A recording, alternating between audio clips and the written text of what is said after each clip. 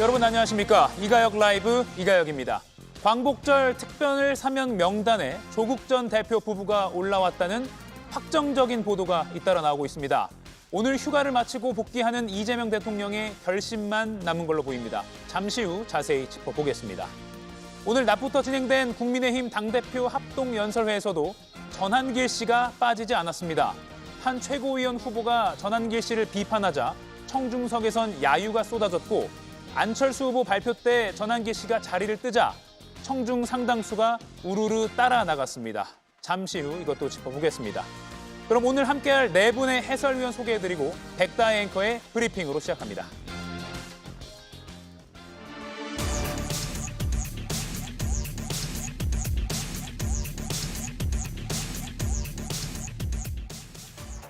최종적인 대통령의 사면권 행사에 대한 결심이 있게 되는데요. 그때까지는 저희도 최종적으로 알긴 어렵고 국무회의 의결과 그 이후의 결정 과정을 통해서 저희도 발표될 즈음 확정된 명단을 알 수 있을 듯합니다. 오늘까지 닷새간의 여름 휴가를 마치고 복귀하는 이재명 대통령. 조국 전 조국혁신당 대표 부부의 사면 쪽으로 결심을 굳힌 듯합니다. 일각에서는 엇갈린 운명의 8월 이런 말이 나옵니다. 2019년 8월 조국 전 대표에 대한 수사가 시작됐죠. 그리고 7년이 지난 지금 2025년 8월에는 윤석열 전 대통령 부부가 동시에 수감될 위기에 놓였습니다. 홍준표 전 대구시장은 윤 전 대통령의 자업자득이라고 했는데요. 민주당에서는 조국 전 대표의 사면이 내란 종식의 상징이라는 평가도 나왔습니다. 특정 정치인에 대한 그런 사면이 아니에요. 내란 세력이 처음부터 기획해서 과도하게 몰고 간 측면이 있거든요. 정치검찰의 그러니까 내란의 뿌리를 보면 정치검찰인데 그 희생자에 대해서 이제 세상이 바뀌고 내란을 끝내야 되는 상황에서 보면 저는 상징적인 의미가 크게 있다고 봐요. 오는 12일 국무회의, 과연 이재명 대통령은 어떤 결정을 내리게 될까요? 네, 일주일 남은 광복절 특사 관련해서 꽤 구체적인 명단이 보도가 되고 있습니다. 저희가 그래픽으로 정리해 드리겠습니다. 조국 전 조국혁신당 대표와 정경심 전 동양대 교수 부부, 이 조국 전 대표 부부가 가장 화제의 중심에 놓여 있고요. 최강욱 전 의원, 정찬민 전 의원, 홍문종 전 의원, 그리고 심학봉 전 의원까지 있습니다. 끝에 이 세 명은 많은 언론 보도가 나왔죠. 송원석 국민의힘 비대위원장이 문자로 강훈식 대통령실 비서실장에게 요청했던 그 명단에 들어있던 인물이기도 합니다. 소영주 의원님, 네. 일단 조국 전 대표가 가장 관심입니다. 그렇죠. 원래 이제 이재명 정부가 들어서서 첫 사면인데 원래 대통령께서는 지난 윤석열 정부에서 화물연대처럼 건폭 취급을 당하면서 범법자가 됐던 민생사범에 대해서 사면권을 행사할 생각이다라는 어떤 뜻을 내비치기도 했습니다. 예. 그래서 첫 번째 사면은 사범들에 대한 사면이 될 가능성이 높다고 했는데 조국 전 대표가 등장하면서 오로지 조국 전 대표와 정치인 사면이 그 면을 덮어버린 상황이 됐어요. 사실 뭐 조국 전 대표 개인적으로는 사면 대상이 되고도 남는다 저는 생각을 하고요. 사면 복권의 필요성, 정치인으로서 필요하다고 봅니다. 다만 시기상으로 과연 지금 첫 사면에서 조국 전 대표를 비롯한 나머지 정치인들이 이번 첫 사면의 모든 장면을 다 독식할 필요가 있겠느냐라는 측면에서는 좀 아쉬움이 있어요. 사실 지금 보면은 오늘 아침 조간 일면부터 많은 언론들이 조국 전 대표를 비롯해서 정치인 사면들 이 명단에 올라갔고 그 명단에 올라갔으면 사실상 사면됐다고 봐야 되는 것이 아니냐라고 얘기를 하는데 저는 이 부분은 좀 다른 것 같아요. 대통령의 사면권은 고유 권한이고요. 사실 아무리 위에서 부처에서 그 결재를 박규에서 올렸고 그냥 요식행위로 결재를 하면 끝난다라는 차원하고는 좀 다르잖아요. 이건 고유 권한이고 예. 고심을 해서 대통령이 결심을 하면 이게 뜻이 달라질 수도 있는 사안이기 때문에 사실 오늘 8일이기 때문에 12일 국무회의 전까지 한 4일 정도 남았습니다. 네. 그러면 그 4일 동안 대통령께서 국민 여론 플러스 여러 가지 각계각층의 의견 그리고 새로운 정부의 전국 상황 그리고 당 지도부의 여러 입장들을 고려해서 저는 최종적으로 명단은 올라갔으나 조국 전 대표와 조윤현 전 교육감 부분들을 포함한 정치인 사면이 과연 있을 것인지에 대해서는 아직 확정적이라고 보기는 어렵다라고 예. 저는 보고 있습니다. 지금 절차를 저희가 설명해 드리려고 그래픽 준비했는데요. 사면 심사위가 바로 어제 과천 법무부 청사에서 열렸습니다. 그리고 이걸 법무장관이 일종의 보고를 하면 오는 12일에 열릴 국무회의에서 의결을 해서 대통령이 공식적으로 명령을 내리게 되는 절차입니다. 어제 이제 사면 심사위가 열렸고 그때 취재된 내용들이 하나 둘 나오고 있는 상황입니다. 어제 그 명단이 아마 취재가 된 것 같은데 이동학 위원님, 네. 확정 수순이라고 봐야 됩니까? 오늘 아침에 보도된 그런 명단이요. 저는 이게 정치적으로도 그렇고 예. 이미 저렇게 발표가 됐다 그러면 처음부터 대통령실이나 또 대통령도 일정 부분 고민을 한 것이 아닌가라는 생각이 듭니다. 부담이었다면 처음부터 올리지 않았으면 될 일인데 이렇게까지 올라갔다는 것은 그렇고 또 이 사면심사위와 또 그 이후에 법무장관, 그다음에 국무회의, 대통령까지 이제 올라가는데 이 대상자 선정과 관련돼서는 여러 경로를 통해서 되거든요. 예. 그러니까 상당히 다양한 그 경로 속에서 대통령실에서의 정무적 판단도 분명히 저는 있을 거라고 보고 명단이 이렇게 올라갔는데 국민적인 부담이라든가 아니면 다른 것들, 다른 요소들을 고려해가지고 만약에 제외시키게 되면 이게 처음부터 안 올리니만 못하는 결과가 또 될 수도 있거든요. 예. 정치적으로 부담이 꽤 센 거죠. 그래서 처음부터 대통령에게 부담이 될 것 같았으면 올리지 말았어야 됐는데 이미 지금 올라간 상태에서 그 결과를 다른 쪽으로 할 거다라고 하는 것은 대통령 스스로도 굉장히 큰 부담이 되기 때문에 예. 물론 고유 권한이기 때문에 저는 12일까지 기다려 봐야 된다라고 하는 생각을 갖고 있습니다만 이것을 달리 판단하기는 굉장히 어렵지 않을까 생각합니다. 예. 지금 시점까지 어떠한 부정적 대통령실에서 의견이 없으면 이건 확정됐다고 봐야 됩니다. 대통령실 같은 경우는 국정 컨트롤 타워이기 때문에 이렇게 민감한 사안에서 사실과 다르면 즉각적인 반응을 하게 되어 있습니다. 특히 저희가 강유정 대변인 같은 경우는 아까 지금까지는 팩트가 다르거나 사실과 다르면 굉장히 언론사 질문하는 기자분에게 몰아붙이기식처럼 보일 정도로 강하게 반응을 했었는데 예. 아까 브리핑을 보시면 그런 모습이 없지 않습니까? 오히려 약간 미루는 듯한 느낌으로 지금 브리핑을 하고 있기 때문에 현재로서는 사면을 사실상 확정하고 있다 이렇게 보는 게 전 맞는 해석인 것 같습니다. 예. 송영훈 위원께도 하나만 여쭐게요. 오늘 아침에 보도된 그 예상 명단 짧게 답변 부탁드립니다. 거의 기정사실이라고 보십니까? 그럴 가능성이 높지만 예. 이재명 정부가 정말로 국민주권 정부를 표방한다면 예. 조국 전 장관에 대한 사면은 철회해야죠. 예. 해서는 안 된다고 봅니다. 자, 조국 전 장관이 어떤 분입니까? 입시비리 사범입니다. 그 죄명 중에 어떤 것이 뭐 조작이나 잘못된 것이 있습니까? 업무방해, 위계공무집행방해, 위조 공문서 행사, 허위작성 공문서 행사, 위조 사문서 행사, 청탁금지법 위반, 직권남용 권리행사 방해. 이런 죄명으로 1, 2, 3심 공의 모든 법관의 일치된 의견을 유죄 판결을 받은 사람을 사면해 주는 것이 맞습니까? 자, 이런 인물을 사면해 주면요. 그러면은 숙명여고 쌍둥이의 아버지도 사면해 줄 겁니까? 그 아버지도 자식들 대학 입시 잘 되게 하려고 시험지 빼돌렸다가 걸려서 징역 3년을 받았는데요. 끝까지 만기 출소를 했습니다. 그리고 그 딸들도 집행유예를 받아서 고등학교 퇴학도 당하고 중졸 신분이 됐죠. 그러면은 조국 전 장관과 숙명여고 쌍둥이의 아버지의 차이는요. 권력이 있느냐 없느냐밖에 없어요. 정치인이 아니냐밖에 없는 겁니다. 80년대 말에 탈주범 지강원 씨가 유명한 말을 남겼죠. 유전무죄, 무전유죄. 조국 전 장관이 끝내 사면이 되면 국민들께서 보시면서 유권 사면, 무권 만기 이렇게 생각하실 겁니다. 지금이라도 재고가 필요합니다. 예. 일단 이 지금 제 옆에 계신 네 분의 패널 분들은 오늘 보도된 그런 명단에 대해서는 대부분 좀 사실화됐다라고는 공감하시는 것 같습니다. 옳고 그름을 따지기 전에요. 서영주 위원님, 네. 여권 내 분위기가 좀 궁금한데요. 초반에는 좀 비등했어요. 뭐 찬반이라고 할까요? 네. 그런데 오늘 아침 정도에는 찬성의 목소리가 좀 더 많다라는 분석도 나오거든요. 뭐 신중론보다는 아무래도 사면심사위에서 명단에 올라가고 보니 예. 말씀한 대로 기정사실화 된 게 아니겠느냐. 이게 또 대통령의 뜻이 아니겠느냐라고 생각하는 분들이 많아진 것 같아요. 예. 그러다 보니까 기왕지사 대통령께서 해줄 마음으로 사면심사 대상에 올렸다면 찬성하는 게 낫지 않겠어?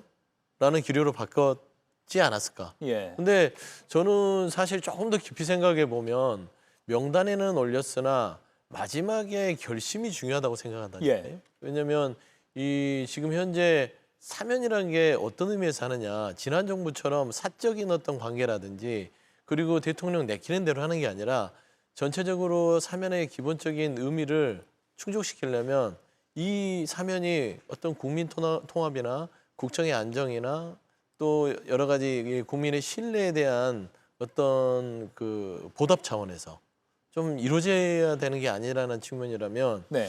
사실 아직 연글지 않았다고 저는 평가는 돼요. 예. 조국 전 대표의 사면 복권에 대한 필요성은 제가 100번 이해를 하고 저도 동감하나 연걸어야 된다. 이러다면 형의 집행 자체가 50% 넘지 않았고 지금 현재 국민 여론조사 자체가 그렇게 압도적으로 사면 복권에 찬성하는 그런 입장은 아니라서 예. 진영 논리에 있어서 사면 복권 해버리면 이게 국민 신뢰 자체가 과연 올 수 있겠느냐라는 효과 부분이고요. 사실 또 정무적인 상황에 봤을 때 이게 참 묘한 게 대통령의 사면권이 고유 권한임에도 불구하고 이번에 조국 전 대표의 사면이 뭔가 이렇게 밀려서 하는 느낌이에요. 예. 전직 대통령이 요청을 하고 당의 집권여당의 대표가 또 이렇게 압박을 하고 또 여러 의원들이 또 얘기를 하는 와중에 나온 것이라서 이렇게 계속 밀려서 사면을 해버리면 대통령의 고유 권한에 대한 어떤 그런 전반적인 이 어떤 바운더리라고 해야 될까요? 범위 자체가 침해당할 수 있는 여지가 있어서 일단 저는 결심 부분은 바뀔 수도 있는 여지가 있다라고 저는 보고 있습니다. 예. 아무튼 절차적으로는 대통령의 결심이 남아있는 상황이니까요. 이런 키워드로 한번 지금 상황을 분석해 보겠습니다. 검찰개혁이라는 키워드입니다. 민영배 의원 지금 당내에서 검찰개혁 특위를 이끌고 있죠. 오늘 아침 라디오 방송에서 정치검찰의 희생자다 조국 전 대표가. 그래서 사면은 내란 종식의 상징이다라면 상당히 찬성하는 그런 주장을 했습니다. 이동학 위원님. 네. 민주당에서 검찰개혁을 외치고 있는 만큼 조국 전 대표 사면이 이런 분위기에도 도움이 된다 이렇게 보는 시각이 있을까요? 거꾸로 일정 부분 사면에 대한 이 여론이 앞으로 좀 더 확산될 가능성도 좀 있다고 보는데 2019년 당시만 하더라도 윤석열 전 당시에 중앙지검장이었나요? 검찰총장이었죠. 예. 이분이 뭔가 이 살아있는 권력에 이 검찰의 어떤 칼을 댈 때 야 정말 용기 있다. 이렇게 이제 평가를 받았고 당시만 하더라도 검찰도 물론 문제는 있습니다만 전반적으로 국민의 신뢰가 무너진 상태는 아니었거든요. 그런 차원에서 조국 전 당시 이 법무장관 지명자가 네. 엄청난 문제를 저질렀다. 이제 이렇게 기정사실화되면서 모든 문제들이 이제 흘러갔죠. 근데 그 이후에 쭉 진행되는 과정을 보니까 특히나 윤석열 정부 들어와서 검찰이 보여줬던 행태 자체가 뭔가 자기네 사람, 특히 뭐 김건희 여사나 윤석열 전 대통령과 관련된 여러 가지 일들에 대해서는 국민들이 보는 눈앞에서 대놓고 다 무마를 시켜줬단 말입니다. 근데 그런 과정들을 지켜보다 보니 야 이거 과거에도 뭔가 잘못됐던 거 아니야? 이런 것에 이제 명분이 실리기 시작한 겁니다. 예. 그렇기 때문에 지금의 검찰을 보는 이 국민들의 시각은 이 조금 더 현실화된 부분이 있고요. 그 과정에서 조국 전 대표가 잘못은 했지만 그것 잘못한 것에 비해서 조금 더 과잉되게 처벌을 받은 것 아니야? 라고 하는 심리도 분명히 존재하는 것이기 때문에 예. 대통령으로서는 이런 부분들에 대한 고민을 할 수밖에 없는 것이고 아마도 여당 정치인들도 그렇고 여당 지지층에서도 상당 부분은 그런 부분들에 좀 방점을 찍고 이 문제를 좀 보고 있는 것이 아닌가 싶습니다. 예, 검찰개혁의 동력이 될 수 있다 어떻게 보십니까? 이게 검찰개혁이나 소위 내란 종식과 무슨 상관이 있습니까? 입11이 사범을 사면시켜주면 내란이 종식됩니까? 아니 그러면은 조국 전 장관에 대해서 1심, 2심, 3심 공의 유죄 판결을 선고한 판사들이 내란 세력이라는 얘기입니까? 1심, 2심, 3심 도합 10명의 법관이 징역 2년으로 의견이 일치돼서 확정된 것이 조국 전 장관의 유죄 판결이에요. 그리고 작년 12월 16일에 수감돼서 지금 아직 만으로 8개월도 지나지 않았습니다. 조금 전에 유인태 국회 사무총장이 절반도 지나지 않았다라고 표현한 화면을 보여주셨는데 예. 사실은 3분의 1도 지나지 않았어요. 그러면은 그런 입11이 사범을 지금 풀어줘서 게다가 복권까지 해서 원래 했던 정치까지 다시 할 수 있게 복귀시켜주는 것이 그것이 내란과 무슨 관계가 있습니까? 도대체 이것은 언어 도란이죠. 제가 한 번 더 말씀드리면요. 그 숙명여고 쌍둥이 사건, 쌍둥이의 아버지는 징역 3년을 선고받고 만기까지 복역했습니다. 그 누군가가 공론장에 나와서 그 숙명여고 쌍둥이 아버지도 3년은 너무 길지 않느냐라고 하면은 우리 국민들께서 수긍하시겠습니까? 지금 민주당이 하고 있는 것이 그런 주장입니다. 예. 오늘 뭐 보수신문 이른바 뭐 진보신문 할 것 없이 조국 전 대표의 사면을 기정사실화해서 보도를 하기도 했습니다. 그런데 그 배경을 좀 분석한 거를 보면 여권 관계자별로 이런 식으로 분석이 가능할 것 같습니다. 조국 혁신당에 대한 일종의 고마움 또는 범여권 지지층 통합 때문에 조국 사면이 필요하다. 그런 판단일 것이다라고 그런 코멘트들이 나와 있는데 김민영 의원님 어떻게 보십니까? 저는 조국혁신당에 대한 고마움은 보훈 사면으로 바꾸면 될 것 같고요. 예. 범여권 지지층 통합은 국민 화합을 저해하는 사면이다 이렇게 보면 될 것 같습니다. 최고 권력자인 대통령이 본인의 고유 권한인 특별 사면권을 보훈의 수단으로 사용한다는 건 대단히 부적절한 행위입니다. 거기다가 범여권 지지층 통합이라고 하셨는데 국민의힘이 지난 대선 때 40% 넘게 득표했습니다. 국민의힘에 지지를 보내주신 분들이 과연 조국 전 장관의 사면을 찬성할까요? 이재명 대통령이 지금 높은 지지율에 취해서 그런 건지 아니면 지금의 국민의힘이 지지율이 너무 낮게 나와서 거기에 대한 자신감이 처해서 그런지 모르겠지만 이런 형태로 특별 사면권을 사용한 건 대단히 부적절하고 국민 통합에도 전혀 부합하지 않는 인사입니다. 과거 저희가 조금 유력 정치인들의 사면에 대해서 부적절하다고 얘기했었을 때도 적어도 상대당이나 상대당을 지지하는 진영에 어느 정도 손을 내미는 사면이 있었지만 이렇게 본인이 속한 진영을 위한 사면은 저는 처음 본 것 같고 대단히 부적절하다 이렇게 말씀드리겠습니다. 근데 이제 보훈의 성격이라는 건 갖다 붙이기식이고요. 그러면 이명박 박근혜 전 대통령도 윤석열 정부의 탄생에 도움을 줘서 복권 시켜준 건가요? 선거 열심히 도왔을 거 아닙니까? 그 진영에서. 그런 것도 보훈이라고 지적할 수 있어요. 그러니까 보훈이라는 것은 비판을 위한 비판이고요. 사실상 조국 전 대표에 대한 사면복권 부분들은 다소 어떤 혐의에 대해서 법원에서 판결을 받은 부분들은 법적 책임을 지고 있는데 정치적으로 너무 많이 과도한 어떤 탄압을 받았다. 정치 수사를 당했다. 가족들이 조리돌림 당하듯이 했던 부분들은 여야 막론하고 그거는 다 인정하고 있는 것입니다. 그런 부분에 있어서의 복권 필요하다라는 요청이 있었던 것이고 사실 저는 정치검찰의 행태에 있어서 조국 전 대표는 윤석열 전 대통령이 그 문재인 정부 시절에 검찰총장을 하면서 본인의 정치적 희생물로 삼았던 부분은 분명히 있다고 봐요. 저는 그런 부분에 있어서의 사면복권의 어떤 대상은 충분히 된다고 보는 것이고 저는 민영배 의원이 조국 전 대표가 정치검찰 희생자다. 그러면 송영길 전 대표도 정치검찰의 희생자죠. 사실 지난 정부에서 돈보도 사건에 엮였으나 혐의가 없음으로 나왔고 정치검찰이 무혐의로 나온 거 말고 별건 수사를 통해서 정치자금법으로 해서 지금 현재 복역됐다가 지금 석방돼서 재판 중에 있지 않습니까?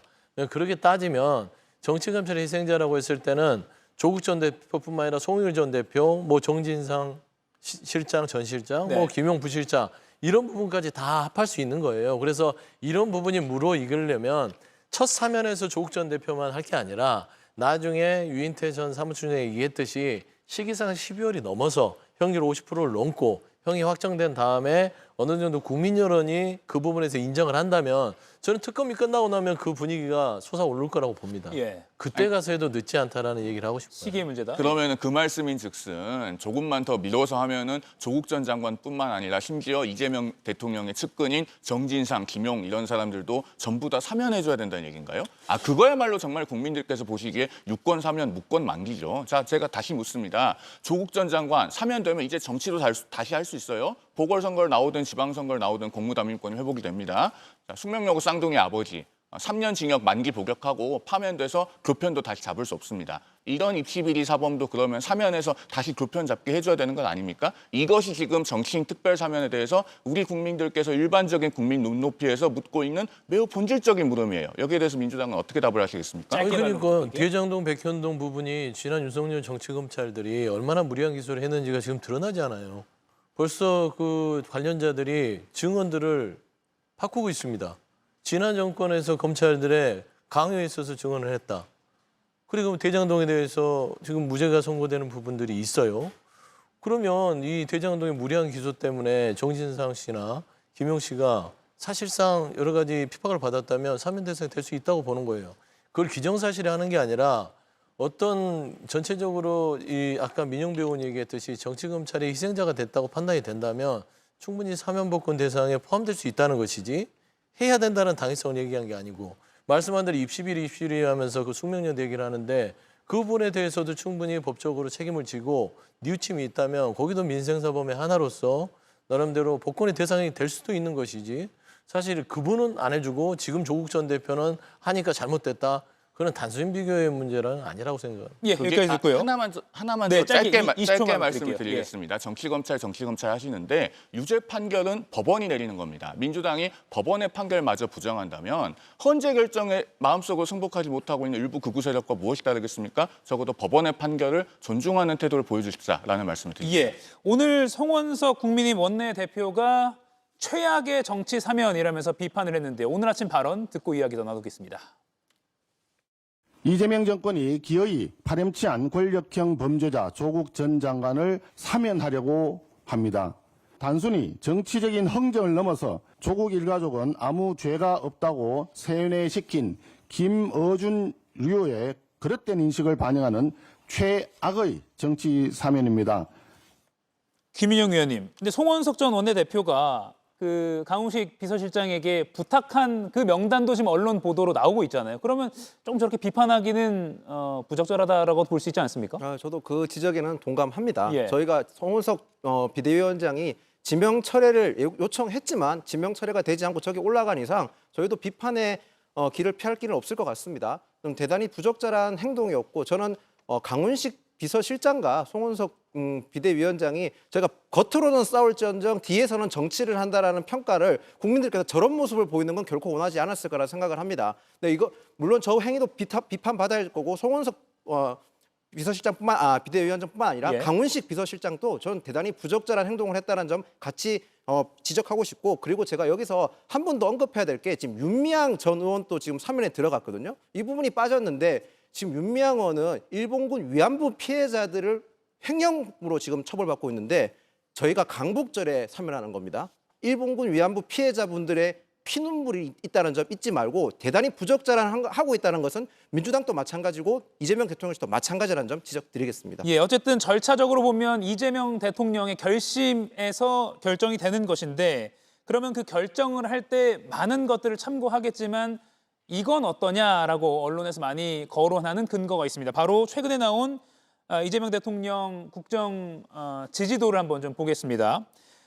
긍정적 평가가 65%, 부정적 평가가 24%로 긍정적 평가가 상대적으로 매우 높게 나왔습니다. 이동학 위원님, 네. 이러한 지지율을 바탕으로 비판이 조금 있지만 이른바 밀어붙일 수도 있다. 이런 예상도 나오는데 어떻게 보십니까? 뭐 당연히 고려했겠죠. 그리고 지지율이라는 것이 어쨌든 올라갈 때도 있고 내려갈 때도 있는 것이고 예. 그리고 조국 전 대표의 경우 사면을 할 경우에 오늘 하든 내일 하든 아니면 12월에 하든 1월 달에 하든 야당에서의 저런 기계적인 비판은 계속 나올 거거든요. 근데 그런 차원에서 감수할 부분을 빨리 감수하는 게 낫지 않냐 이런 판단을 저는 하실 수도 있다 이렇게 생각을 하고요. 예. 오히려 저는 이번 정치인들 사면은 아예 저는 빠질 거라고 생각을 했었지만 예. 왜 그러냐면 송원석 전 원내대표가 사실은 대통령께서 당선된 직후에 여야 그 대표단하고 계속해서 식사 정치를 하지 않았습니까? 그러면서 이제 협치 관련된 물꼬를 계속해서 트고 아마 비공개 자리에서 사면을 앞으로 할 텐데 그 사면 명단을 좀 추천해 달라 이렇게 얘기를 했을 겁니다. 예. 근데 그 부분에 대해서 강훈식 비서실장과 당연히 식사를 같이 했었으니까 강훈식 비서실장에게 명단을 줘라라고 했고 그때 이 국민의힘 내부에서 또는 송원석 이 원내대표가 직접 그 국민이 좀 수긍할 만한 인사들을 사실은 추천하는 것이 그것이 응당 맞는 것이죠. 그런데 보니까 뇌물죄로 온갖 그러니까 조국 전 대표에 비해서 훨씬 더 많은 예를 들면 7년 징역, 4년 6개월, 4년 3개월 이렇게 엄청난 범죄를 저지르신 분들을 그 명단으로 지금 포함시켜서 얘기했어요. 그리고 처음에는 정치적 거래 없다 이런 걸 선언하고 뒤에서 그런 역할을 했죠. 이제 와가지고 조국 사면 하는 것에 대해서 민주당을 비판하고 대통령을 비판하는 것은 그것은 또 뒤에 뭔가 있는 거 아니야? 그래서 저는 송원석 이 비대위원장의 기본적인 메신저가 좀 망가져 있는 상태이기 때문에 국민의힘에서 어떤 얘기를 하던 간에 뒤에서 뭔가 계속 거래를 하고 있다는 느낌을 국민들께서는 지우기 어려우실 겁니다. 그런 차원에서 보면 여러 가지로 이제 종합된 결과이지만 지지율이라고 하는 것은 결국 이 고려 요소 중에 하나일 뿐이다 이렇게 봅니다. 예, 65% 대 24% 국정운영 평가. 이 대통령 국정운영 평가가 어떻게 또 작용할지도 지켜봐야 될 것 같습니다. 아무튼 오는 10일 국무회의 이후에 확정이 될 테니까 그때 또 다뤄보도록 하겠습니다. 자, 그러면 국민의힘이 오늘 대구 경북 지역에서 전당대회 합동연설회를 했는데 참 많은 일들이 있었습니다. 백다 앵커가 정리를 해드리겠습니다. 다시 한번 말씀드리겠습니다. 우리 당의 윤석열 전 대통령은 더 이상 없습니다. 당과 관련이 없는 분이기 때문에 거론하는 것 자체가 적절치 않다고 생각을 합니다.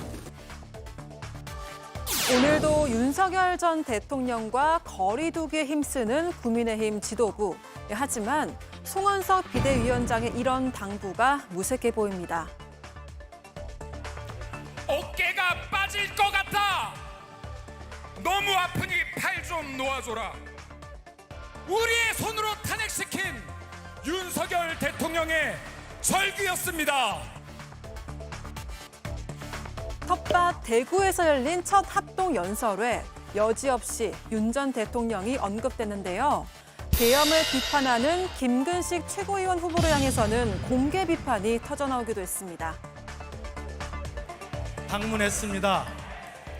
거기에서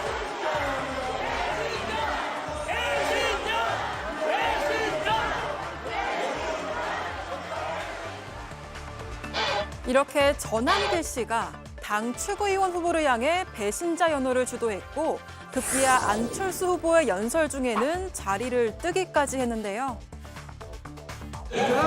저건 내가 욕하고 있잖아 또. 첫 연설회부터 내부 갈등을 적나라하게 노출한 국민의힘. 그 갈등의 중심에는 어김없이 전한길 씨가 등장하고 있습니다. 네, 국민의힘 당대표 후보들의 첫 합동연설회가 오늘 보수의 심장 대구에서 열렸습니다. 4명의 당대표 후보군들의 주요 발언 먼저 들어보겠습니다. 오늘 대구에 와서 어떤 어르신한테 엄청 혼났습니다. 국민의힘 너희들은 뭐하고 자빠졌노? 전직 대통령이 다시 구속되고 인권 유린을 당하고 있지만 내란 세력으로 몰릴까 봐 절연하자는 말만 반복하고 있습니다. 탄핵을 반대하고 부정선거 음모론을 퍼뜨리고 윤핵관을 부조 지질수로 국민의힘의 지지율은 뚝뚝 떨어지고 있습니다. 그런데도 아직 우리 당은 정신 차리지 못하고 있습니다. 우리 국민의힘을 해산하겠다니 이게 말이 됩니까 여러분? 민주당을 해산해야 될 것인지 국민의힘을 해산해야 될 것인지 이재명 대통령에게 공개 끝장 토론할 것을 제안합니다. 지금 우리 국민의힘은 계엄 탄핵 계몽 극단만 연상되고 있습니다. 보수 정당의 근본인 유능, 헌신, 품격을 다시 찾을 수 있도록 도와주십시오. 예, 송영훈 의원님. 합동연설의 발언도 발언이고요. 분위기도 그렇고 좀 어떻게 보셨습니까? 일단 제 개인적으로는 저 자리에 있어서는 안 되는 분이 한 분 계시다고 생각합니다. 예. 오늘 그 발언을 한 것은 아니지만 어제 그 전한길 씨 등등 이 주관하는 유튜브에 가서 계엄에서 사람이 죽었느냐 다쳤느냐 윤 전 대통령이 입당하면은 입당을 받아주겠다라고 했던 김문수 후보 명백하게 부적절한 발언이고 잘못된 발언입니다. 거기에 예. 대해서는 응당 사과가 있어야 되고 발언을 취소해야 할 것인데 지금 그런 메시지는 전혀 없죠. 그러면은 저 자리에 서 계셔서는 안 되는 겁니다.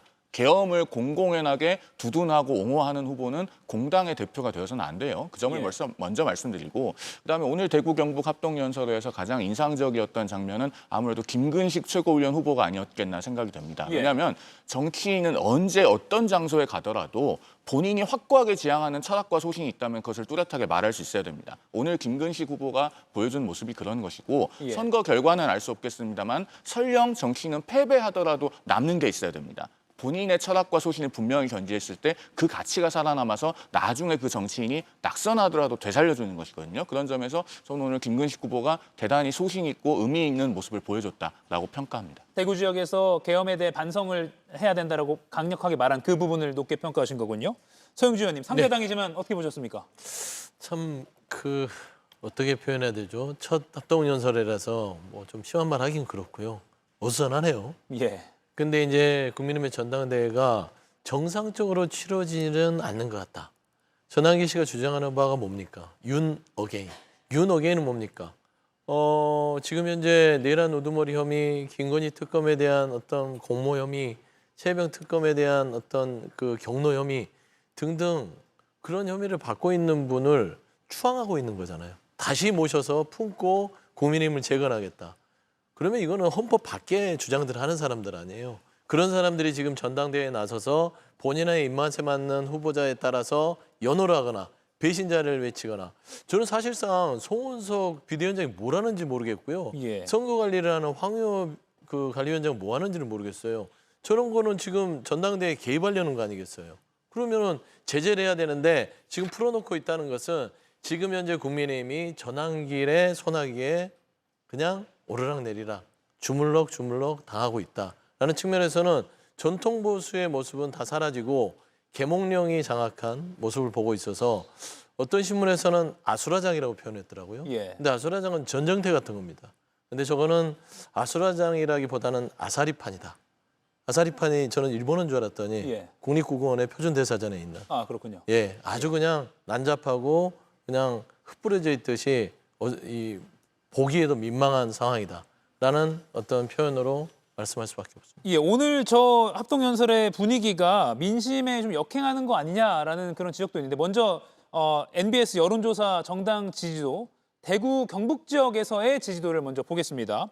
국민의힘이 23%, 민주당이 37%입니다. 민주당의 지지율이 14%포인트 더 높습니다. 이런 상황에서 지금 저런 발언들이 나오고 전환길 씨가 마치 그 공간에 무슨 사장님인 것처럼 이렇게 막 휘젓고 다니거든요. 김용현 의원님. 대단히 부적절하죠. 모든 선거는 유권자에 맞춰서 선거 전략을 준비해야 되는 겁니다. 물론 지금 국민의힘 전당대회가 당원 비율이 굉장히 높기 때문에 유권자에 맞춰서 저런 멘트를 했다고 할 수도 있겠지만 정당의 궁극적인 목표는 정권 창출입니다. 그런데 지금 국민의힘이 보이는 모습이 과연 정권 창출을 할 수 있는가에 대해서는 의문점이 대단히 많이 듭니다. 전당대회는 공직선거를 제외하고 컨벤션 효과, 즉 지지율을 상승시킬 수 있는 가장 효과적인 수단입니다. 국민의힘이 지금 전당대회 기간에 들어왔음에도 불구하고 정당 지지율은 올라가지 못하고 오히려 최저치를 기록하고 있을 뿐만 아니라 국민의힘의 텃밭이라고 할 수 있는 TK에서조차도 낮은 지지율을 보이고 있습니다. 예. 이러한 상황에서 지금 출마한 후보들은 정확하게 상황을 목도하고 제대로 된 메시지를 내야 저희가 궁극적으로 수권정당, 정권 장출을 할 수 있다는 점을 반드시 명심하기를 저는 부탁드리겠습니다. 예, 그리고 같은 조사 전국 기준 정당 지지도도 저희가 보여드리고 있습니다. 민주당 44%, 국민의힘 16%. 이 조사에서 역대 최저치의 16%라는 성적을 국민의힘이 받아들었습니다. 이동학 의원님, 네. 상대 당이시지만 이 전당대회만으로는 지금 이런 상황을 타개하기 어려울 거다 이런 전망이 나오거든요. 네, 역부족이죠. 지금 지난 3년 전에 윤석열 전 대통령의 녹취록이 그때 당시에 대선이 쫙 흘러지고 있었을 때인데 그때 녹취록이 나왔을 때 국민의힘을 뽀개버려야 한다라고 하는 윤석열 전 대통령의 말이 있었죠. 지금 사실 뽀개지고 있는 그 과정인 것 같고 국민들께서는 헌법 안으로 제발 돌아왔으면 좋겠는데 탄핵했던 바로 그 순간 사실은 모든 국회의원들이 앞에 나와서 국민들의 대표자니까요. 그분들이 나와가지고 저희들이 잘못했습니다라고 얘기를 했었어야 되는데 그거 기회를 다 상실해버리고 지금 다른 쪽으로 달려가고 있습니다. 3년 집권하는 내내 윤석열 전 대통령이 국민의힘과 함께 낭떠러지로 데리고 갔는데 지금 국민의힘 주자들이 하는 것은 그 낭떠러지에서 뭔가 가방을 가지고 뛰어내렸는데 낙하산인 줄 알았는데 지금 소화기인 거예요. 그러다 보니까 낙하산의 효과는 전혀 없고 오히려 이 계엄령 이후에 전환길 씨, 전광훈 씨 이런 사람들로 하여금 극우 아스팔트 이 분들이 굉장히 많이 양성이 됐고 이분들이 지금 국민의힘 당원으로 대거 들어온 상태로 보입니다. 그러다 보니까 주자가 되시겠다고 하는 분들도 결국 국민의 어떤 눈높이에서 발언을 하는 것이 아니라 그분들이 지금 어떻게 좋아할까 이것을 생각하다 보니까 국민의 인식과는 동떨어진 방향으로 지금 가고 있습니다. 그렇기 때문에 국민의힘의 지지율이 높아질 개연성보다는 앞으로도 낮아질 가능성이 훨씬 더 크다 이렇게 생각합니다. 예, 이런 상황에서 여전히 전환길 씨를 중심으로 윤 어게인 목소리는 점점 더 커지고 있습니다. 오늘 방금 합동연설의 화면도 보셨겠지만 어제도 책임 당원들 앞에서 전 씨가 강연을 했는데요. 이 발언 잠깐 들어보겠습니다. 윤석열 대통령의 잘못이 있다면 우리 국힘이 안고 가겠습니다.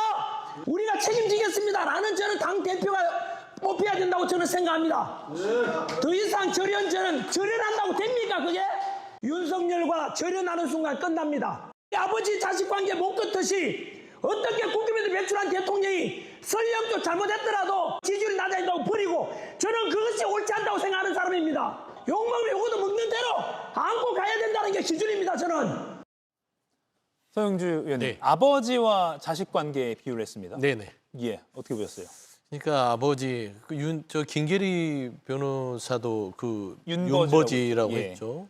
그러니까 참 취향도 독특합니다. 본인들 아버지는 놔두고 왜 그 내란 수괴 혐의로 감옥에 가 있는 분을 아버지로 모시는지는 모르겠으나 예. 사실상 저는 이 전환길 씨를 보면서 아, 전환길 씨가 입당 요건만 갖췄다면 지금 당대표가 됐겠구나. 국민의힘의 당대표가 전환길이 됐었을 법한 것도 현실화 됐겠다고 봅니다.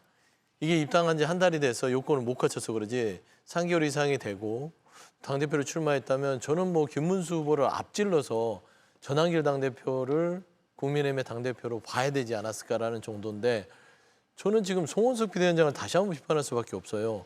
지금 전환길 씨 서울시당의 그 징계 절차 이번에는 검토를 맡기지 않았습니까? 지금 진척이 하나도 없잖아요. 예. 이걸 빨리 진행해야 되는데 아예 손 놓고 풀어주고 있습니다. 국민들이 지금 국민의힘을 바라보는 입장에서는 지금 전환길 씨가 얘기하는 게 비상계엄의 정당성, 탄핵 반대 이거 지켜야 된다. 그리고 이걸 지킨다는 건 윤석열 이 전직 대통령을 지켜야 된다. 품어야 된다. 입당한다면 다시 받아들여야 된다. 부정선거 이 부분 끝까지 우리가 밝혀내야 된다. 이게 지금 헌법 바깥에서 지금 공당으로서 주장할 수 없는 부분들을 계속 호소하는 사람들이 지금 한 사람이 지금 국민의힘에서 이 주축이 돼서 하는 것인데 저 앞으로 이거 위원정당에 대해서 주장을 하더라도 어떻게 맞설 수 있을지 모르겠어요. 예. 저는 아까 지지도가 16% 나왔는데 그것도 높아 보여요. 전환길 씨가 국민의힘의 어떤 이 선거의 주축이 돼서 이 전체적인 김문수 후보나 장동훈 후보의 후견인이 돼서 예. 이 둘 중에 한 명이 당대표가 된다면 그리고 윤석열 전 대통령이 입당을 하게 된다면 예. 국민의힘은 문을 닫을 수밖에 없지 않을까 예. 생각이 듭니다. 그러니까 지금 국민의힘 내부에서도 공당으로서의 기능과 역할에 대한 성찰이 필요한 시점이다. 저는 그런 고언을 드리지 않을 수가 없습니다. 비록 저희 당이지만요. 독일의 그 하멜른의 피리 부는 사나이 설화가 있죠. 그 피리 부는 사나이 설화에 보면은 그 피리 부는 사나이를 쫓아간 아이들이 130명이 실종이 됩니다. 물론 따라간 아이들은 죄가 없어요. 그러나 피리 부는 사나이는 명백하게 잘못했습니다. 우리가 길거리를 자유롭게 다닐 자유가 누구에게나 있다고 하더라도 그런 피리 부는 사나이가 활보하고 다니면은 그것은 제어되어야 됩니다. 더더군다나 공당은 헌법에 복수정당제가 있어서 헌법적 보장을 받고 또 국고보조금으로 일정하게 조력을 받고 있죠. 그렇다면은 이런 피리 부는 사나이가 당원을 또 나아가서 국민을 선동해서 헌법 바깥으로 나가게 하려는 것은 적극적으로 제어되어야 합니다. 지금 예. 앞서 그 서울시당 윤리심판원의 윤리위원회의 그 윤리관 조사에 대한 부분도 지적을 해주셨는데 좀 빨리 이루어져서 합당한 조치가 내려지길 바랍니다. 예. 합동연설의 소식은 여기까지 짚어보고요. 김건희 특검 수사 상황을 하나 좀 짚어보겠습니다. 통일교 청탁 의혹에 대한 수사도 계속해서 이어나가고 있습니다. 오늘 오전에 특검에 소환된 통일교 총재 비서실장 취재진의 질문에 이렇게 반응을 했습니다. 한번 영상 보시겠습니다. 안성동 의원한테 돈 얼마 주셨나요? 김건희 여사 명품 선물 관여하셨어요? 한 총재 지시 받고 하신 건가요? 윤 전 본부장한테 명품백 선물 지시하셨나요? 네, 앞서 구속된 통일교 전 세계본부장 윤모 씨가 권성동 국민의힘 의원 측에 1억 원가량을 전달했다는 그 다이어리 증거물까지도 저희 JTBC가 계속해서 단독으로 보도해드리고 있는데 오늘 통일교 비서실장, 또 역시 고위급 측근 중에 한 명입니다. 이렇게 소환이 됐습니다. 수사에는 좀 어떤 영향을 줄까요? 1억 원 금품 수수 좀 규명이 더 빨라질 것 같습니다. 그렇죠. 그 통일교의 유모본부장 자체의 증언들이 매우 명확하지 않습니까? 구체적으로 마치 영화의 한 장면들을 묘사하듯이 얘기를 하고 있기 때문에 예. 저는 이 진술의 구체성을 저는 특검이 굉장히 이 말하자면 영장이나 수사에 어떤 구체적인 근거로 삼을 수 있다고 봅니다. 예. 사실 권성동 의원 자체가 지금 전면 부인하고 있잖아요. 통일교와 부적절한 관계나 돈 관계는 전혀 없었다라는 건데 그냥 다이얼리에는 1억 정도, 그러니까 큰 거 한 장이라고 얘기를 했는데 비밀 금고에서 꺼내는 쇼핑백 2개는 어떤 여러 가지 금품들이 담겨 있다고 했고 사실상 한학자 총재가 그 밑에 몇 명들에게만 그 금고에서 어떤 돈을 꺼내오게끔 할 수 있다고 그 본부장이 구체적으로 얘기한 걸 보면 그리고 가평에 권선동 의원이 방문했다는 것이기 때문에 예. 몇 개만 그냥 확인하면 끝입니다. 사실 가평 갔던 부분들 그리고 한학자 총재를 만났냐 안 만났냐 그 부분만 확인이 된다면 윤모 본부장의 증언과 권선동 의원의 행적과 알리바이만 딱 떨어지면 사실 수사가 영장까지도 아주 급물살을 탈 수도 있지 않을까. 예. 그래서 저는 지금 회계 자체도 8월 20일까지는 지금 좀 쉬고 있기 때문에 사실상 체포 동의안이 필요 없는 수사의 속도가 가능하지 않을까 봅니다. 예. 이런 가운데 JTBC 단독 보도로 알려진 전화 통화 내용이 권성동 의원 금품 수수 의혹의 또 다른 핵심 정황 증거로 관심을 받고 있습니다. 요건 제가 이따가 듣고 나서 송영훈 위원께 좀 자세히 여쭈려고 하는데요. 이 권성동 의원의 비서라는 인물이 택배 기사에게 전화를 잘못 걸었는데 그 내용이 매우 수상합니다. 먼저 7월 22일 낮에 권 의원실에 택배를 배달한 기사와 권 의원 보좌진의 통화부터 들어보시죠. 권성동 의원님한테 이렇게 보내시는 지금 가지고 가고 있거든요. 경비실에 제가 맡기시면 들어가다가 제가 찾아서 전해드릴게요. 네네, 알겠습니다. 예, 여기까지는 택배를 배달한 기사와 받는 사람 측의 일반적인 통화라고 볼 수 있는데요. 이 통화가 있고 몇 시간 뒤에 이런 전화 통화가 이루어집니다. 이어서 들어보시죠. 아까 전화 통화했던 저 권성동 의원 비서인데요. 네? 권성동 의원님 비서인데요. 아, 예, 보좌관님. 네. 저기 조사받고 나오신 의원님이 좀 통화 좀 하셨으면 하시는데요. 저고요? 아니 저기 저 윤 본부장님하고. 그러면 이따 통화. 저는 저 배송기사인데요. 아, 예, 죄송합니다. 예. 예, 조사받고 나오시면 의원님이 통화 좀 하셨으면 하십니다. 그 택배기사가 저하고요? 라고 물으니까 아니 윤 본부장님하고 라고 말을 합니다. 송영훈 위원님. 어떻게 들으셨습니까? 저도 저 통화를 뉴스에서 보고 참 귀를 의심했는데요. 예. 저것은 권성동 의원에게 일정하게 불리하게 작용할 가능성이 높습니다. 예. 왜냐하면 금품을 제공했다는 의심을 받고 있는 인물과 금품을 받았다는 의심을 받고 있는 인물 간에 통화를 하려고 시도를 한 것 아니겠습니까? 그런데 지금 수사가 한창 진행되고 있는 상황이에요. 그렇다면은 일반적인 피의자라고 하면은 만약에 구속영장이 청구돼서 구속 전 피의자 신문을 받을 때 법관이 중요하게 물어볼 만한 지점에 해당한다고 저는 생각합니다. 예. 그 통화를 도대체 왜 하려고 했느냐. 예. 즉 사건 관계인에게 일정한 영향력을 미쳐서 증거를 인멸하려고 하는 시도가 아니었겠느냐라고 하는 함의를 갖고 법원이 물어볼 수 있는 종류의 질문입니다. 물론 권성동 의원에 대해서는 아직까지 소환 조사까지도 이루어지지 않았고 한창 수사가 진행되고 있는 단계죠. 그러니까 대단히 앞서 나가는 이야기가 될 수 있겠습니다만은 어쨌든 저런 통화가 불리하게 작용할 수 있는 지점이 있다는 것은 뭐 법조인으로서 지적하지 않을 도리가 없습니다. 예, 변호사 출신인 송영훈 위원의 분석이었습니다. 7월 22일이면 윤 본부장이 특검 조사를 받던 그날입니다. 그러니까 조사받고 나오시면 의원님이 통화 좀 하셨으면 한다라고 하는 게 의심스럽게 볼 수밖에 없는데요. 소영주 의원님. 그러니까 조사 상황과 관련해서 좀 접촉을 권 의원 측이 시도했다라고 의심이 강하게 그렇죠. 이 법적 책임은 아니더라도 이 검찰 수사 과정에서 매우 부적절하게 영향을 미칠 겁니다. 네. 검찰에 있어서 특히나 이렇게 같은 그 범죄 범준에 있는 사람들끼리는 서로 연락을 한다는 자체가 그게 확인이 되면 사실 영장을 청구할 때 그 영장 청구 공소장에 그 사실을 적시하면 영장 판사 자체가 매우 부적절하게 보는 거죠. 이거는 대놓고 서로 간에 공모하고 입 맞추고 증거인멸을 하려는 거 아니야? 라고 하기 때문에 서로 간에 그 부분을 서로 꺼려하는데도 불구하고 권선동 의원은 사실상 통일교나 이런 부적절한 관계를 맺지 않았다고 부인하던 차에 이거를 뒤에서는 그 윤모 본부장하고 수사 상황을 공유하려고 그러고 대화를 통해서 검찰이 어떻게 지금 나에게 수사를 하려고 하는지를 알아보려고 했다는 거. 뭐가 찔리는 게 있나요? 예. 왜 겉모습에 있어서는 떳떳한 것처럼 아무 문제가 없다고 해놓고서는 윤모 본부장과 계속해서 연락을 하려고 했는지. 사실 이게 그냥 택배기사의 녹취로만 이렇게 카더라가 아니라 윤모 본부장 측에서 권선동 의원 측이랑 통화를 했다는 부분들 그거 확인이 됐지 않습니까? JTBC 보도에 의해서. 그러면 이거는 사실 그냥 소환 조사만 남은 게 아닌가 싶어요. 예. 권 의원은 어제 저희 JTBC 보도 직후 페이스북에 입장을 내놨습니다. 사실관계를 분명히 밝힌다라고 하면서 수사 관련 정보를 요구한 사실이 전혀 없다라고 밝혔습니다. 이동학 의원님. 네. 결백하다고 계속 주장을 하고 있어요. 그러니까 후안무치한 정치 공작이다. 누가 정치 공작을 하고 있죠? 민주당이 하고 있나요?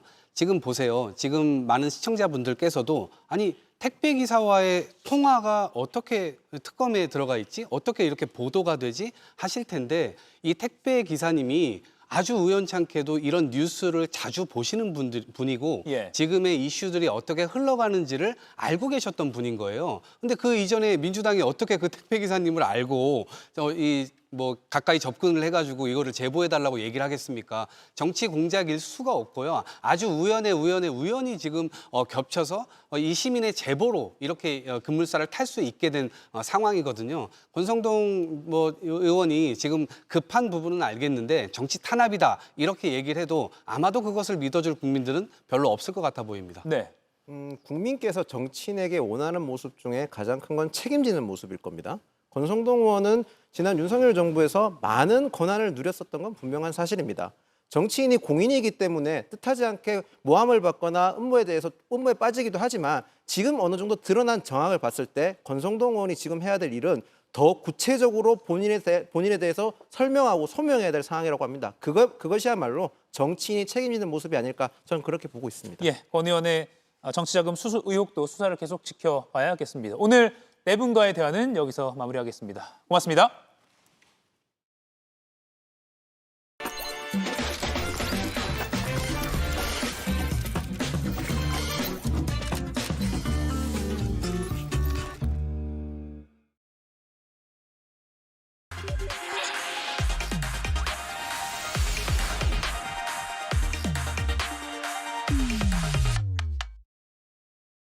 좀 더 깊이, 더 자세히 들어보기 위한 이가혁 라이브의 간판 코너, 더 인터뷰 시작하겠습니다. 오늘 정치고수의 맞수 토론, 김진욱 전 민주당 대변인, 윤희석 전 국민의힘 선임 대변인 두 분 나와 있습니다. 어서 오십시오.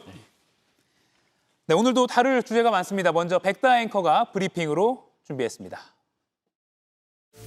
이를 제기하자 윤 전 대통령에게 잡범 다루듯이 조용히 하세요 라고 지속적으로 수차례 얘기했다고 합니다. 변호인단은 지난번 집행과 오늘 있었던 불법 집행에 대해서 CCTV와 바디캠에 대한 정보 공개 청구를 하여둔 상태입니다. 마녀 사냥을 멈추기 위해서는 널리 알려야 되고 체포영장 집행 과정 CCTV를 공개하라는 윤석열 전 대통령 측 영장 집행에 대해 납치 시도는 법치의 파괴이며 국가적 수치라고도 했습니다. 납치 시도와 국가적 수치, 이 말을 들으니 12.3 불법 계엄 사전 모의 혐의를 받는 노상원 전 국군정보사령관의 수첩이 떠오릅니다. 수거 대상, 사살과 함께 정치인, 언론인 등의 이름이 적혀 있었죠. 마침 오늘 아침 정청래 민주당 대표도 이 수첩을 언급했는데요. 노상원 수첩을 똑똑하게 기억해야 합니다. 그들이 얼마나 많은 사람을 죽이려 했는지. 적법하게 발부된 영장 집행이 납치 시도라는 전직 대통령 측의 주장. 쉽게 납득하지 않는 게 사실입니다. 오늘 김건희 특검은 윤 전 대통령에 대한 체포영장 재청구, 구속 기소를 모두 고민 중이라고 밝혔는데요. 김건희 여사 구속 시 진술 거부 가능성도 대비하고 있다는 특검. 전직 대통령 부부의 동시 구속 여부가 초미의 관심을 받고 있습니다. 예, 사상 초유의 일들이 계속 벌어지고 있어서 많은 시청자 여러분께서도 뉴스를 보면서 좀 스트레스 받는다라고 하시는 분들도 많으실 것 같은데 윤 전 대통령 체포 불발을 두고도 특검과 윤 전 대통령 측이 일종의 공방을 벌이는 모양새처럼 비춰지고 있습니다. 어떻게 평가하십니까? 글쎄 지금 이 부분에 대해서 지난 1차 체포 시도 이후에 있었던 공방들, 예. 그 당시에는 이제 소공 논란 아니었습니까? 그런데 이번 2차 체포 시도에서는 이제 물리력, 강제력이 동원된 부분에 대한 공방으로 이제 번졌는데 지금 이 문제를 이렇게까지 확산시키려고 하는 그 윤석열 전 대통령 측의 입장은 알겠습니다. 그러나 윤석열 전 대통령 측에서 주장하고 있는 내용들이 사실관계와 상당히 좀 과장되어 있거나 또는 사실관계가 좀 다른 부분들이 좀 있는 게 아니냐. 이런 측면으로 볼 수 있고 오히려 마침 또 윤석열 전 대통령 측에서 이 그 보디캠, CCTV 이런 부분들을 공개하자고 얘기하는 건 저는 굉장히 환영하는 입장이에요. 어차피 양측의 입장이 다르게 지금 얘기가 나오고 있다면 그 사실관계를 정확하게 국민들께 설명해 드리는 부분은 필요할 것 같다. 다만 그런 부분들이 영상으로 공개됐을 때 우리나라의 국격은 어떻게 될 것인가? 또 전직 대통령 윤석열 전 대통령이 진짜 바라는 바가 그런 것인가? 그 본인의 체포를 막기 위해서 극렬하게 저항하는 모습을 보여주는 모습이 오히려 뭐 본인 지지층을 결집시키는 데는 도움이 될지 모르겠습니다만 우리나라의 법치주의를 이렇게 깡그리 무시하고 훼손하는 이런 모습을 전직 대통령의 입장에서 보여준다? 이런 저는 굉장히 바람직하지 않을 수도 있겠다 이런 생각이 동시에 듭니다. 윤 전 대통령 변호인단 신체적 학대라는 용어까지 썼거든요. 변호인 입장에서 인권 측면만 강조한다면 저런 주장을 할 수도 있겠다고 보겠습니다만은 지금 국민들께서 듣고 싶은 얘기는 윤 전 대통령이 그래도 대통령을 지내신 분이니까 대통령다움을 나타낼 수 있는 상황을 듣고 싶어 하실 것이다. 저는 이렇게 봅니다. 물론 윤 대통령도 한 개인으로서 이제 피고인이 됐고 또 특검 수사를 받아야 하는 입장이니까 실질적인 측면도 고려해야 되고 또 전직 대통령으로서 개헌과 탄핵 사태 와중에 있었던 여러 가지 일들과 관련한 정치적인 입장도 있을 겁니다. 앞으로 또 정치적인 명분을 확보해서 또 지지층을 규합해야 될 필요성도 느낄 거예요. 그런데 지금 이 상황에 대해서는 국민들께서 대통령을 지내신 분이 예를 들어 뭐 속옷바람으로 저항을 한다든지 몸부림을 친다든지 이런 소식을 들을 때마다 어떤 감정이겠느냐 거기까지 생각을 한다면 지금 윤 대통령 변호인들은 윤 대통령에게 도움이 안 되고 있다. 조금 더 국민 전체를 생각하는 그런 변호 방향을 생각해야 한다. 이런 주장을 하고 싶습니다. 잠깐 보디캠 얘기를 하셨지만 어떻게 보면 양쪽에서 지금 모두 공개를 원하는 것처럼 하고 있어요. 김계리 변호사도 공개를 해야 된다고 하고 민주당에서도 필요하면 공개를 해야 된다고 말하고 있어서 공개를 할 필요성에 대해서는 좀 어떻게 보십니까?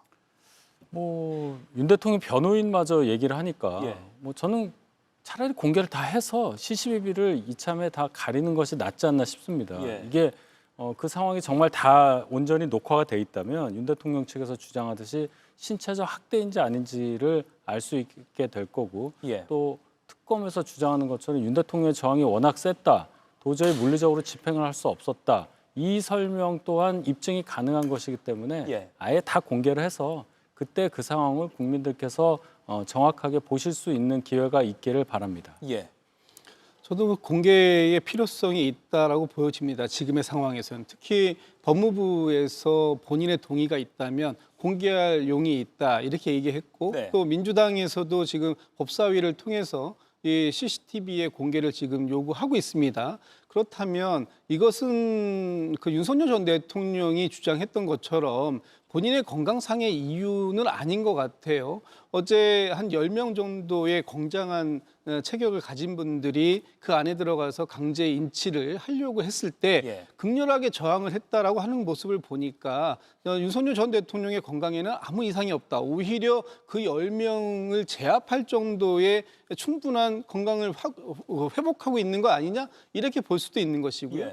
또 지금 이 변호인 측에서 주장하는 것처럼 윤석열 전 대통령을 과연 납치하듯이 그렇게 한 것인가 아니면 본인의 극렬한 저항 때문에 못 간 것인가 또 변호인 접견 장소가 아님에도 불구하고 변호인이 그 안에 들어왔다라는 것 이런 부분들에 대해서 충분하게 양측의 입장을 들어보기 위해서는 이 그 CCTV의 공개가 불가피할 것이라고 좀 보여지는데 다만 좀 우려가 된다면 저는 뭐 그 과정 속에서 있었던 어떤 이 밀당이나 이런 부분들이 아니라 과연 우리나라의 전직 대통령이 법에서 정한 규칙, 특히 이 구속영장에 대한 체포영장에 대한 정당한 집행, 이 과정을 저항하기 위한 그런 모습들을 전 세계에 이렇게 공개하는 것이 바람직한 것인가 하는 부분에 있어서는 좀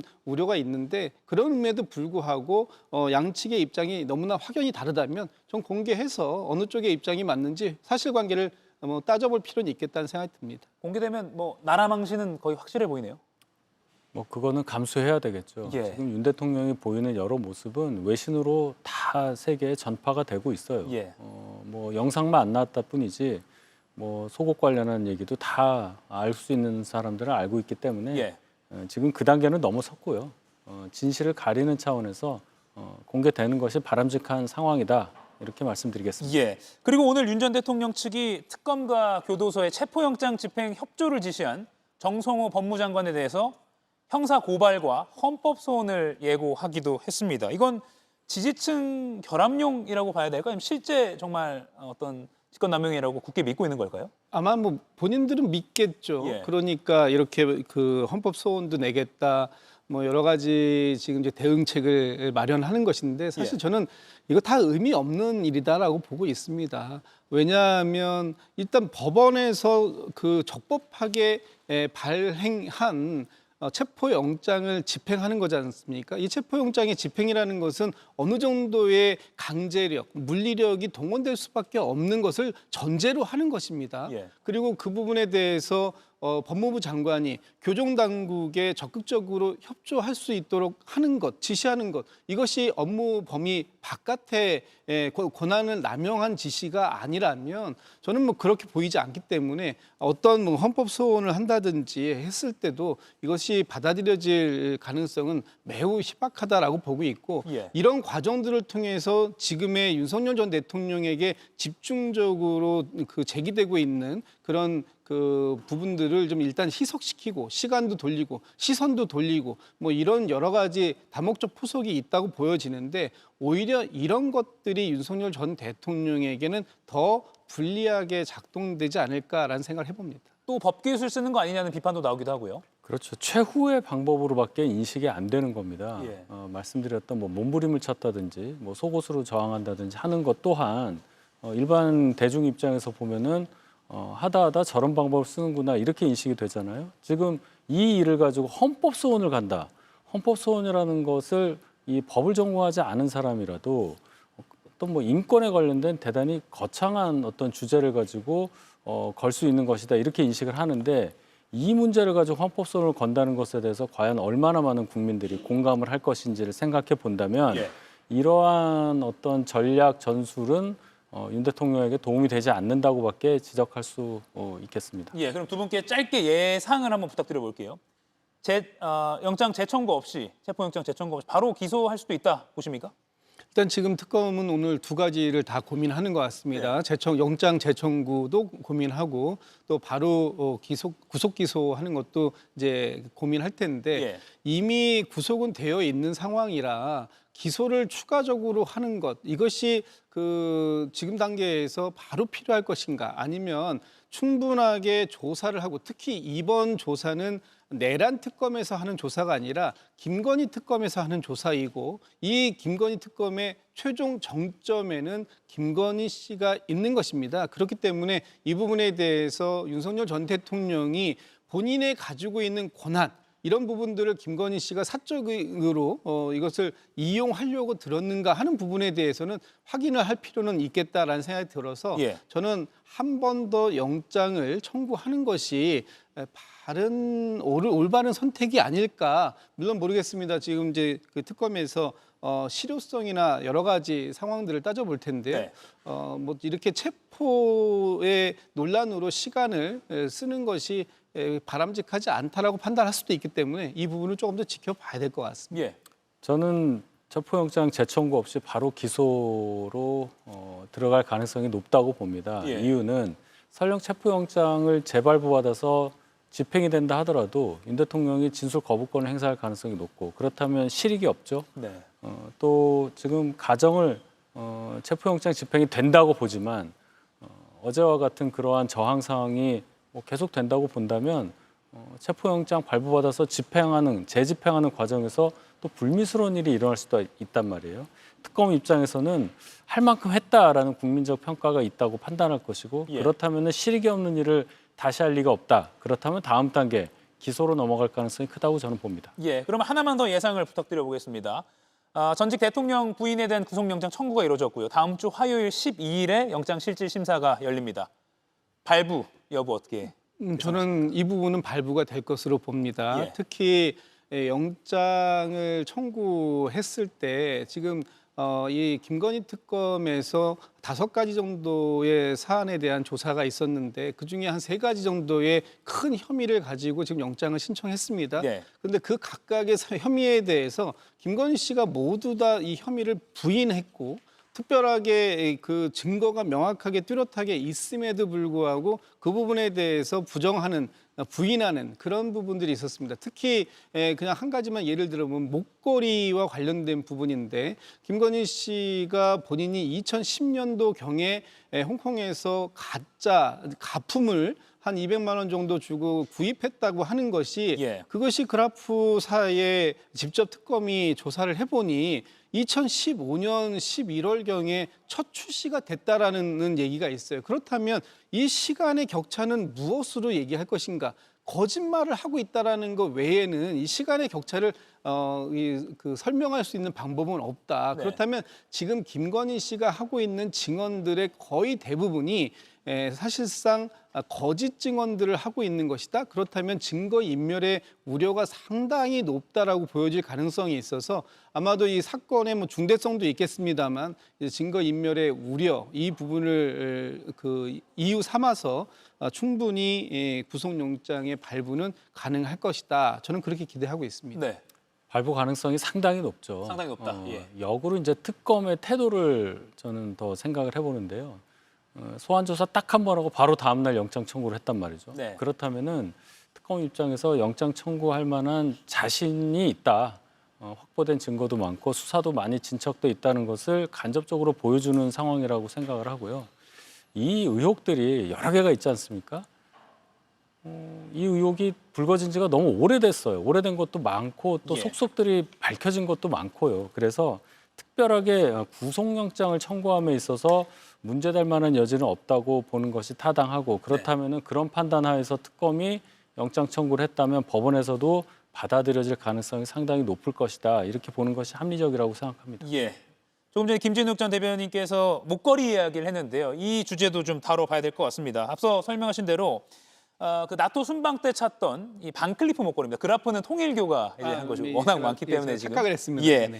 나토 목걸이 관련해서 김 여사 측은 이거 모조품이고 2010년쯤에 200만 원대로 홍콩에서 샀다라고 했는데 이걸 특검에서 반클리프 쪽에 확인해 보니까 이 모델 2015년에 나온 것이다라고 해서 시간여행자설이다라는 온라인에서는 그런 약간 조롱성 비판도 나왔습니다. 어떻게 보셨습니까? 이 목걸이 관련해서 지금 어느 언론에 보니까 7번 정도 진술이 바뀌었다, 해명이 바뀌었다 이런 얘기를 하는데 결국은 진실이 다른 곳에 있는데 이것을 무마하기 위해서 뭔가 말을 하다 보니까 자꾸 바뀐다 이렇게 볼 수밖에 없어요. 근데 제일 중요한 것은 이 목걸이를 착용했던 나토 정상회담 당시의 그 목걸이 그것이 지금 특검이 확보하고 있는 모조품과 다른 것이라는 증거를 잡아야 돼요. 그걸 진품이라고 가정을 하고 지금 우리가 얘기를 하고 있는데 진품 여부도 모릅니다. 지금 사진밖에 없기 때문에. 그래서 특검에서 이 부분을 문제를 삼으려면 물론 해명이 석연치 않은 건 저희가 다 이해하지만 법률적으로 이 부분의 문제를 제기하기 위해서는 그 당시에 찾던 저 목걸이가 과연 지금 확보하고 있는 모조품과 다른 것이고 더 나아가서 진품, 고가의 진품이라는 것을 특검에서 확실하게 입증한 이후에 이 논의가 진행되는 것이 맞다. 저는 이렇게 봅니다. 계속 진실을 피해가다 보니까 이런 무리한 거짓말이 나오고 있다라고 평가를 하신 건데요. 네, 거짓말이 또 다른 거짓말을 낳을 수밖에 없는 상황들인 것이죠. 지금 윤 대변인님 지적이 타당한 부분이 전 있다고 봅니다.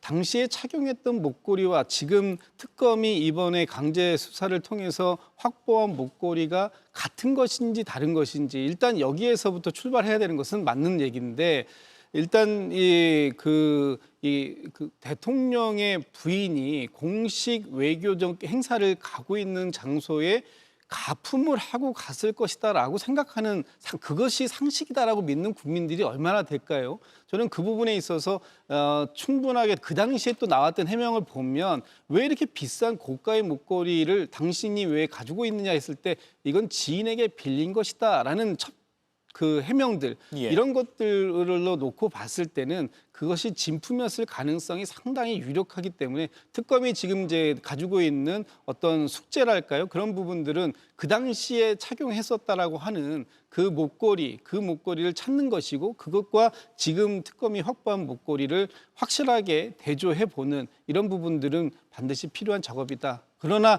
지금 김건희 씨가 이제까지 해왔던 여러 번의 달라지는 해명들을 놓고 봤을 때 이 부분에 대해서는 매우 석연치 않은 부분이 있는 것은 사실이다. 이렇게 평가할 수 있을 것 같습니다. 16개 수사 의혹 플러스 알파 이 수많은 걸 계속 규명하기 위해서는 시간이 좀 더 필요한 것 같습니다. 첫 번째 주제는 여기까지고요. 오늘 광주 5.18 민주묘지를 찾은 정청래 민주당 대표 목소리를 듣고 다음 주제로 이어가겠습니다. 만약 윤석열 일당의 비상계엄이 성공했더라면 이재명 대통령도 정청래도 불기의 객이 되어서 어디에서 시신도 찾지 못하고 아까 보았던 홀령만 모시는 그러한 처지가 됐을지 모릅니다. 네, 윤 전 대통령이 계엄에 성공했다면 이재명 대통령도 나 자신도 정청래 본인도 불귀의 객 될 뻔했다.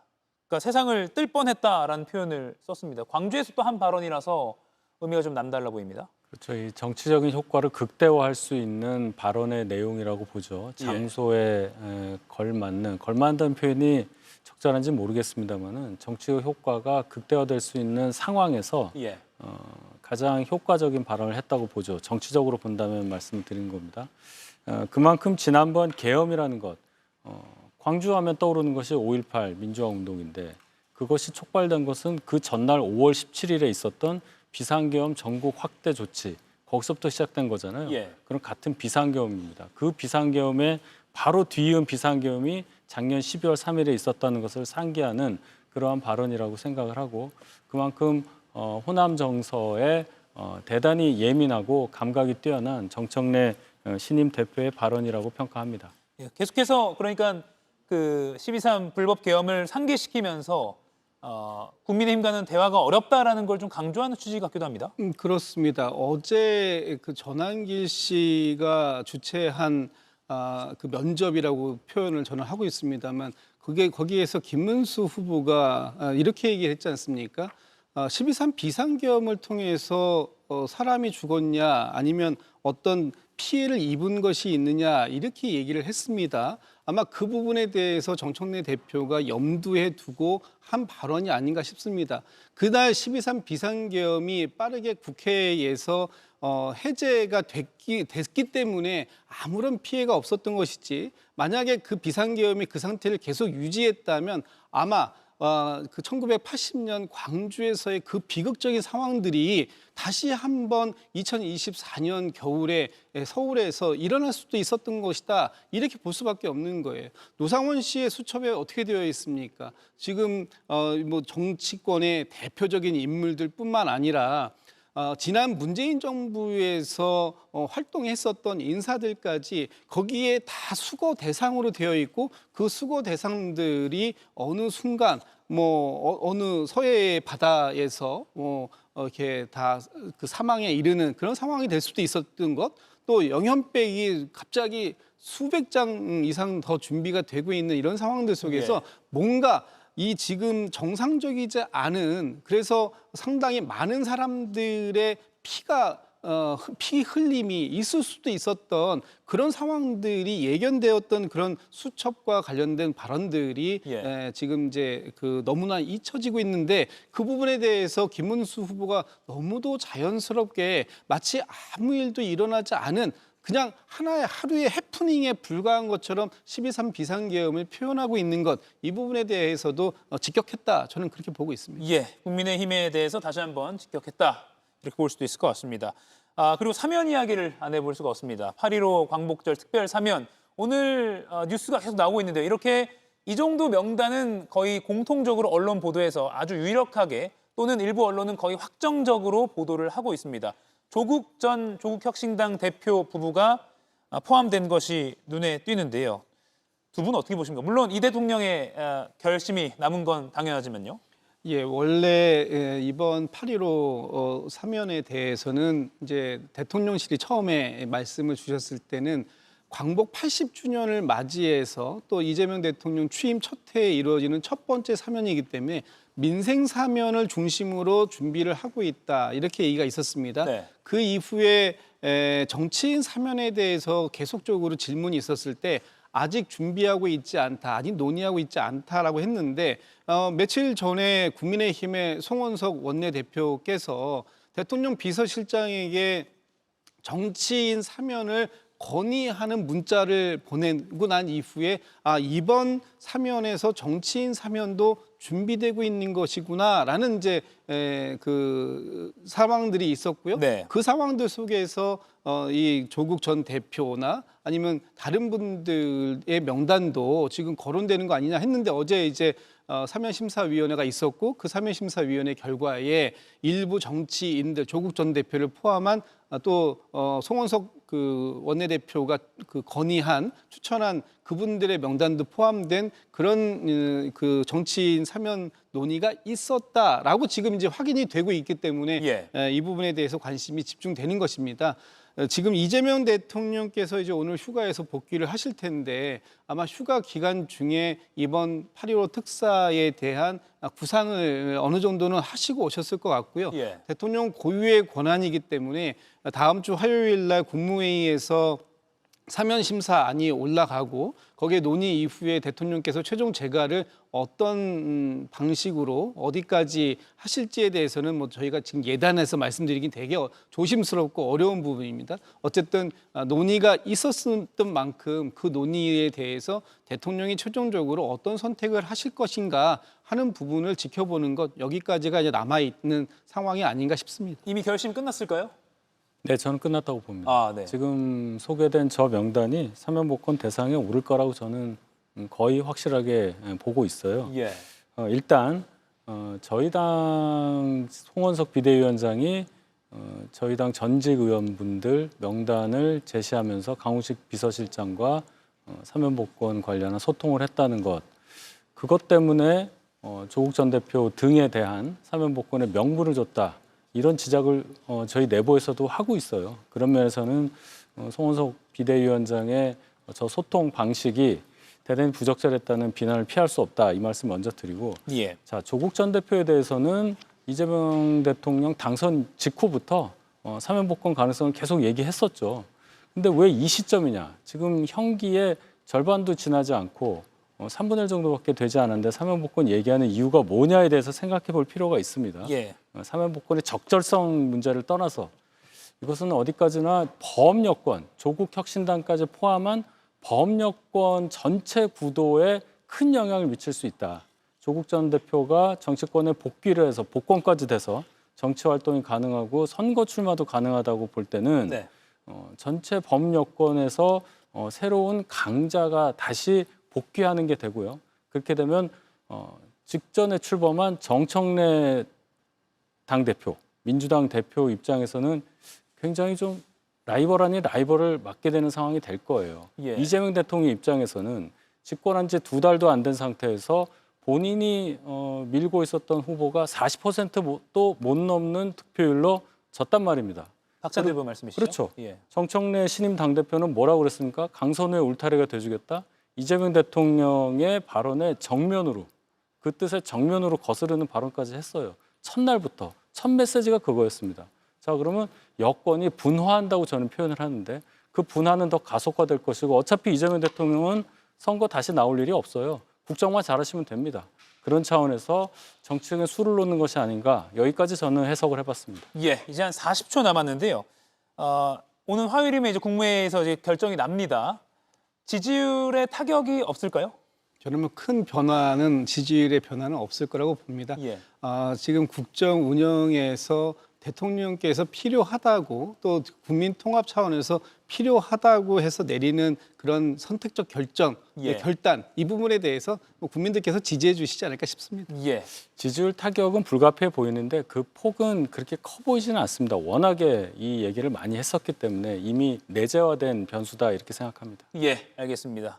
조국 전 대표를 비롯해서 사면 관련해서도 다음 주 화요일까지 그날 마침 또 전직 대통령 부인의 영장 심사도 있는 날이라서 큰 뉴스가 많이 나올 것 같습니다. 두 분은 또 다음 주에 뵙도록 하겠습니다. 고맙습니다. 방콕이 내게 남긴 것. 고소 마셨어. 고수 더 주세요. 트립닷컴이 내게 남긴 것. 호텔 최저가 보장에 라운지 이용권까지. 남는 여행 트립닷컴. 최신 연구를 통해 개발된 센소다인 리페어 앤 프로텍트는 민감성 치아 깊숙이 침투해 틈새를 효과적으로 채우고 보호해주죠. 센소다인 리페어 앤 프로텍트만의 차이를 경험해보세요. 센소다인. 덥고 짜증날 때, 집콕 심심할 때, 여름 휴가 갈 때, 올여름 총 77장의 쿠폰과 함께하세요. 세븐나이츠 리버스. 대한민국 숙취 해제.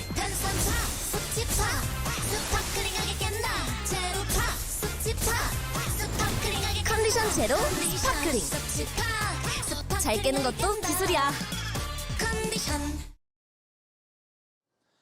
33살 청년 유오균 씨. 민생회복 쿠폰으로 받은 18만 원을 모두 털어 고생하는 소방관들에게 커피 100잔을 돌렸습니다. 혼자서만 한 게 아니었습니다. 18만 원으론 50잔 정도 살 수 있는데 카페 사장이 유 씨의 뜻에 동참해 나머지 50잔을 부담했습니다. 이 사연을 접한 카페 본사도 움직였습니다. 유 씨에겐 100만 원어치 카페 이용권을, 카페 지점에도 100만 원 상당의 물품을 지원했다고 합니다. 이게 끝이 아닙니다. 유호균 씨는 이렇게 받은 100만 원 이용권을 다시 가평 수해 현장 소방관들을 위해 쓰기로 했습니다. 구치소에서 버티는 전직 대통령, 구속기로에서 서 있는 그 배우자, 차명 주식거래 수사를 받는 전직 법사위원장, 종교단체로부터 최소 1억 원 받은 걸로 의심받는 오선 중진 의원.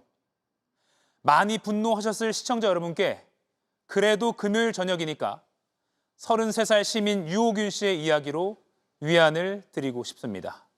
오늘 한 컷입니다. 오키나와가 내게 남긴 것. 남친 여친. 트립닷컴이 내게 남긴 것. 호텔 최저가 보장에 라운지 이용권까지. 남는 여행 트립닷컴. 덥고 짜증날 때, 집콕 심심할 때, 여름 휴가 갈 때, 올여름 총 77장의 쿠폰과 함께하세요. 세븐나이츠 리버스. 엄마 아빠는 바쁘니까 언니는 까먹으니까 나는 까다로우니까. 드디어 모두의 비타민C. 뭐야? 왜 맛있어? 네이처메이드 비타민C 구미. 맵식 캐롤라이나 리퍼의 화끈한 매운맛이 강렬하게 맵돌다가 시크하게 사라진다. 호시키 맵시크 치킨. 네, 이가혁 라이브 마칩니다. 다음 주 월요일 오후 5시에 뵙겠습니다. 고맙습니다.